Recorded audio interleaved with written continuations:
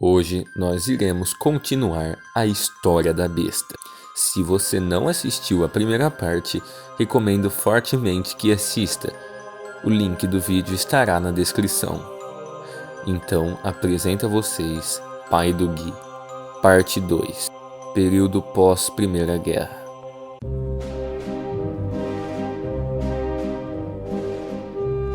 Após o fim da Primeira Guerra e o fim da Revolução Russa, Pai do Gui, com seus planos realizados, continua morando na Rússia, ou então a recém-formada União Soviética.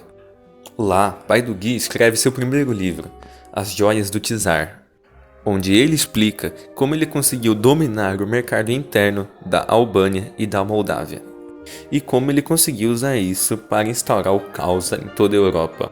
Por o livro apontar as principais fraquezas do mercado interno da Moldávia e da Albânia, esse livro foi considerado ilegal nesses dois países, e foi os dois primeiros países onde o Pai do Gui se tornou procurado. 2 anos depois, Pai do Gui se muda para a recém-formada República Italiana, onde ele faz grandes alianças com a máfia italiana, virando amigo próximo de Totò Riina, um dos principais mafiosos da época. Pai do Gui não parava de lucrar e subir com a máfia italiana. Ele ganhava muito dinheiro com os esquemas da máfia e também com dinheiro de jogo. Chegou uma hora que o Pai do Gui subiu tanto na máfia italiana que ele foi transferido para outro lugar. Em 1927, Pai do Gui vai para os Estados Unidos, mais especificadamente em Nova York, atuar na outra parte da máfia italiana, ou Cosa Nostra. Em 1928, Pai do Gui se torna líder regional da máfia italiana em Nova York e começa a planejar o seu grande feito. E, finalmente, em 1929, Pai do Gui, junto com a Cosa Nostra, executam seu plano supremo. Com todo o dinheiro lucrado, eles desestabilizam o mercado de ações, fazendo a tão famosa quebra da Bolsa de Nova York de 1929, fazendo o Pai do Gui ser procurado nos Estados Unidos, sendo esse o 4º país que ele estava sendo procurado.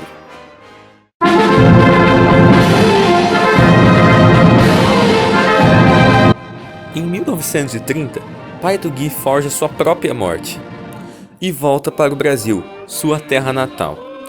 No Brasil, Pai do Gui conhece Plínio Salgado e ele vira muito amigo de Plínio Salgado.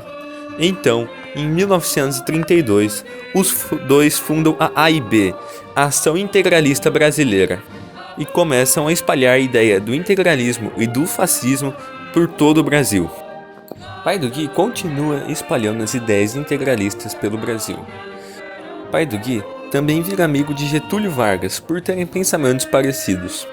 Mesmo com sua participação na política, Pai do Gui não deixou de participar dos esquemas sujos e criminosos e não deixou de enriquecer. Só que após ver as notícias e perceber o quanto o partido nazista estava crescendo na Alemanha, Pai do Gui percebe que era hora dele voltar para a Europa.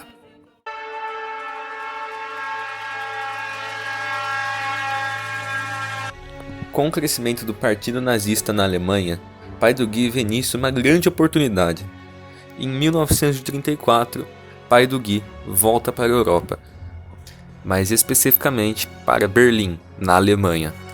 Pai do Gui sabia que se as coisas continuassem daquele jeito, uma guerra iria acontecer.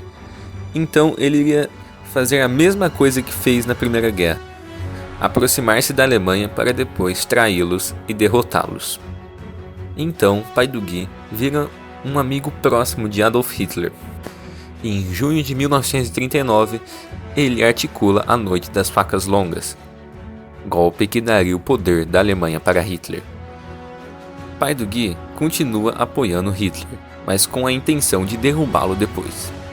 Pai do Gui presta muita ajuda para a Alemanha anexar os reinos germânicos perto deles.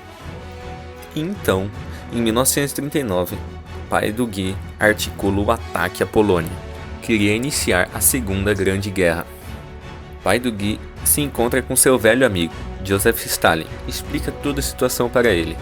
Stalin concorda, Então, pai do Gui convence Stalin a assinar o Tratado de Não Agressão com a Alemanha. Enquanto isso, pai do Gui ajudava Hitler com a guerra. Pai do Gui também se aproxima do grande Império Japonês, o influenciando a tomar medidas erradas na guerra. Em 1940, pai do Gui pretendia fazer aliança com os mesmos países que ele fez na Primeira Guerra Mundial, França e Inglaterra. Pai do Gui, ao ver o quão mal esses países estavam indo no início da guerra, decide fazer um acordo com a União Soviética, para então conseguir derrubar a Alemanha. E depois, pai do Gui volta para a Alemanha e convence Hitler a invadir a Rússia no inverno, tudo parte do plano. E também, pai do Gui convence o Império Japonês a atacar a base americana de Pearl Harbor, fazendo assim os Estados Unidos entrar na guerra. Mesmo sendo procurado nos Estados Unidos, pai do Gui não deixa de negociar com eles. Pai do Gui apresenta o tratado que fez com a União Soviética e que, se os Estados Unidos ajudasse, a Rússia iria ganhar e a Alemanha iria cair mais cedo. Então, os Estados Unidos topa o acordo. Em 1944, pai do Gui, junto com os Estados Unidos, prepara o ataque do dia D. Ele convence Hitler que o ataque ia ser em outro lugar, não nas praias de Omaha, e assim consegue com êxito realizar o dia D. Pai do Gui estava frequentemente ajudando a União Soviética a espantar os alemães do seu território. Ele usava o mesmo esquema que ele usou na Primeira Guerra, sabotava bases, promovia ataques surpresas e muitas mais coisas. E Hitler nunca desconfiou dele, pois ele se pareceu ser um grande e fiel aliado. Em 1945, pai do Gui, junto com a União Soviética, consegue praticamente derrotar a Alemanha, como era o plano. Pai do Gui, então, mostra-se inimigo de Hitler e o trai. Pai do Gui mata Hitler, faz parecer como se ele tivesse se suicidado e obriga a Alemanha a assinar o Tratado de Rendição. Então, só sobrou o Império Japonês. Pai do Gui foi um membro ativo no Projeto Manhattan, aquele que construiu as 2 primeiras bombas nucleares. Pai do Gui estava no avião que lançou a primeira bomba nuclear em Hiroshima. Pai do Gui queria ver com os próprios olhos a invenção que ele tinha feito. Depois, pai do Gui trai o Império Japonês também, tacando a segunda bomba nuclear e avisando que se eles não se rendessem, pai do Gui iria agir de vez e acabar com o Japão. O Império Japonês, vendo-se sem saída contra o pai do Gui, se rende. Então, a Segunda Guerra Mundial acaba.